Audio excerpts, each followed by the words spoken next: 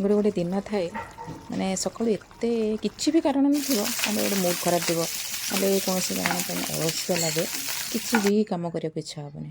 କିନ୍ତୁ ବାଧ୍ୟତା ଆମେ ଖାଇବାକୁ ପଡ଼ିବ, ଯେତେବେଳେ ରୋଷେଇ ତ କରିବାକୁ ପଡ଼ିବ। ଆଉ ସେମିତି ଥିଲା ଆଜି ମୋ ଦିନଟି। ଏତେ ଅଳସୁଆ ଲାଗୁଥିଲା, ବିରକ୍ତିଆ ଲାଗୁଥିଲା ପୁରା। କିନ୍ତୁ ବାଧ୍ୟ, ରୋଷେଇ ନ କଲେ ଖାଇବ କ'ଣ? ତ ବାଧ୍ୟ ହେଇକି ଗଲି। ଆଉ ଆଜି ମୋର ପୁରା ସିମ୍ପଲ୍ରେ ଯେଉଁ ଫୁଲକୋବି ଆଳୁ ତରକାରୀ କରିଥିଲି, ପୁରା ପତଳା ଝୋଳ। ଅଦା ରସୁଣ ଛେଚିକି କରିଥିଲି ମସଲା ଗୁଣ୍ଡ ପକାଇକି, ବଟା ମସଲା କିଛି ବି ଦେଇନଥିଲି। କିନ୍ତୁ ସତରେ ତରକାରୀଟା ଏତେ ଟେଷ୍ଟି ହେଇଥିଲା। ମୁଁ ବଟା ମସଲା ବାଟିକି ମସଲା ପୁରା ବହଳିଆ ଝୋଳ କଲେ ବି ତରକାରୀର ଟେଷ୍ଟ ଏତେ ନଥିଲା। ବହୁତ ଶାନ୍ତି ଲାଗିଲା ଖାଇ। ହଜବେଣ୍ଡ ବି, ମୋ ଝିଅ ବି ବହୁତ ଖୁସି ଲାଗିଲା, କହିଲା ହଁ ମାମା ଭଲ ହେଇଛି ତରକାରୀ। ଯାଉ ସେମାନେ ଖୁସି ହେଲେ ସେତିକି ବଡ଼ କଥା। ମୋର ଯେଉଁ ଅଳସୁଆମୀ ଜିନିଷଟା ପଳେଇଲା ଆଜି ସେମାନଙ୍କର ପଦେ କଥା।